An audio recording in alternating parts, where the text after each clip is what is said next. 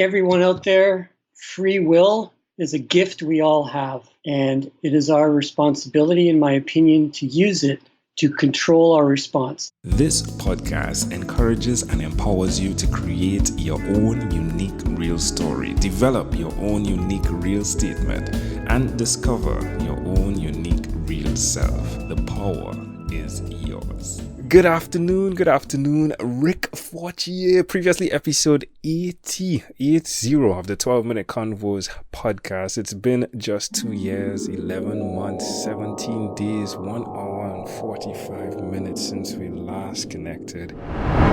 I believe you can change your life for the better by understanding that you have control of how you respond under any circumstance. And by choosing what you give your energy to, those two things can change your life. That was then. This is now. Rick, my friend, how are you doing? I'm well, thank you, Angel. Pleased to be here. Thank you for having me. Yeah, it's a grand pleasure. I remember we were sharing the same Caribbean Sea the last time we spoke. I think you're up in the cold now, are you? Or are you in the Caribbean still? I am back in Costa Rica for the Canadian winter. Oh my! Oh, so you are hiding from the winter. You're a smart guy, are you? Well, my Canadian home's in Vancouver Island, so it's not too terrible there or anything. We just really enjoy the warmth and the tropical rain, so it just works really well for us to be able to do this. It was wonderful. And Costa Rica gives you the right humidity as well, doesn't it? It's a beautiful temperature. I've heard from a specific person from Canada, Teresa de Grobois. She said it's beautiful here in terms of the temperature, is it? Well, it depends on what your preference is, but it works for my wife and I. Currently, it's mid to high 20s, high humidity. Come dry season in January, it's dry, of course, and closer to 35 to 40 degrees Celsius. So it's a wide-ranging temperature, but right now we really love it at this time of year. It's quiet here, too. Yeah, your wife, right? Newly married, second time around. I think it was like 2 or 3 years when we spoke. How's that been going? Really well. She continues to be my best friend, calling me on my crap, keeping me accountable as we do for each other.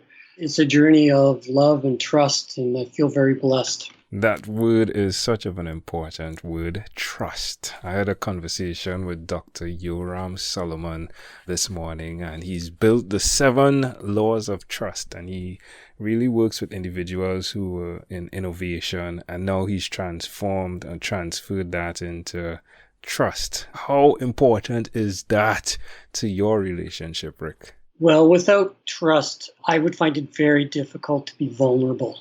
And I know for myself as a man and for the male friends that I've had over my lifetime, that's a difficult thing for us to experience fully. And to be able to trust another person to hold our emotional state in their hands and not be judged, it's a powerful thing, and it really opens up the heart. Now, the opening up the heart has a way of opening up writing. And you are an author. How has that been impacted? What are you doing now? Is there a new book? What's going on? Well, since we last talked, I had some concepts in mind. I was doing a lot of blogs and articles, and that continues. But I set my mind almost 2 years ago to write a novel. I was attempting to work on an online course to teach a set of skills that I've learned through the last 8 years in my recovery process and also changing the way I live my life. And I wanted to make that accessible to people in a practical, easy to understand way. And I was having trouble putting the course together because there was so much material. And my wife, Susan, who's also my muse, just suggested, well, why don't you write a story about it instead? And I thought, well, so I sat out on the deck. It was here in Costa Rica, overlooked the jungle. And I went, God, I can do this. And so this story came to me. So I set it on Vancouver Island, and it's a story of a middle-aged man who teaches a group of high school students in a summer class the tools and techniques for self-regulation. The concept is owning the emotional state that's happening to you instead of letting it control you. And so you follow these students and this teacher as they learn the tools and use the tools in their everyday life to make more conscious choices and to become more authentic and integral in their way of being. From the characterization in the story, who represents the teacher, and is there a child that is connected to who you imagine you would have been like at that age? Neil is the male, middle-aged main character. There's some of me in him, but I think there's also some of me in almost every character, aspects of myself, and then also of other people that I've met in my life. It's not a biography, but this is what writers do. We lean on what we know. And I think most writers will tell you of fictional stories that there's an aspect of them in every story. But that doesn't mean that it's a biographical story. That's part of the creative process for me, is to put parts of myself and my experience in the characters.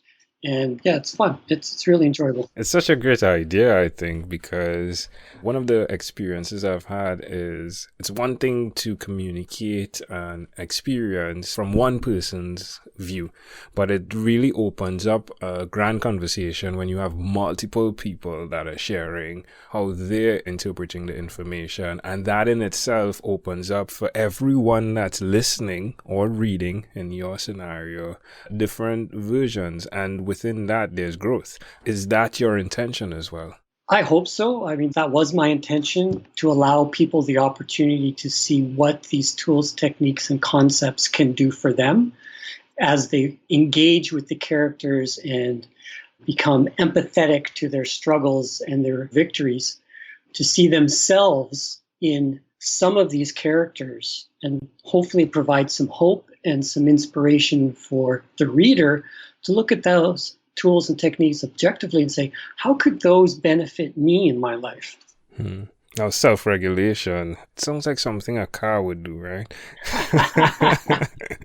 I prefer the idea of emotional well-being and owning our emotional state. Emotions happen, but we have the power to regulate how long we stay in that emotion. And that's really the point of these tools and techniques, is to allow an individual to say, hey, I recognize what I'm feeling. What can I do to alter that or to expand on that? Because it could be a really positive emotion too. And say, well, I want more of that joy in my life. I'm experiencing it this way. Okay, what can I do to increase that in my life? It's not just about negating or suppressing. It's not about that at all. The challenging emotions, it's recognizing those and going, what are those teaching me? What are those signals? They're a signal about something. And so using our emotional awareness as a compass as to where we're going in life and where we want to go in life. The Shift Squad, and that's what is absolutely new. Who came up with the name? It was a combination between my wife and myself. I was struggling with the title for a long time, and she overheard a conversation I was having with somebody, and she thought we had talked about something around shifting, and a squad kind of came after. So it just said in a high school, it just seemed apropos that squad is about family and connection, and the shifting is about looking at our perspectives and do we want to keep them or do we want to change them? All right. So you're definitely doing a ton of work, my friend. Congratulations on that. I remember the Celestine prophecy, right? And then Lightened Gardener as well. Things that you have up your sleeve, right? Now that you've been writing and you look back on who you are as an author and how you've matured, do you have any regrets, my friend? Well, other than, hindsight's 2020, it would have been nice if I would have started it 30 years ago. But I have a lot of gratitude for where I am, actually. Not many regrets, because as much pain and challenge as there have been in my life, it has led me to this point. And that's important that I want to emphasize to people, is that the growth happens through challenge. And that's been my experience. So my dark night of a soul, my lowest point, was actually the turning point in my life to reevaluate what was important. And without that, I'm not sure I would be here today.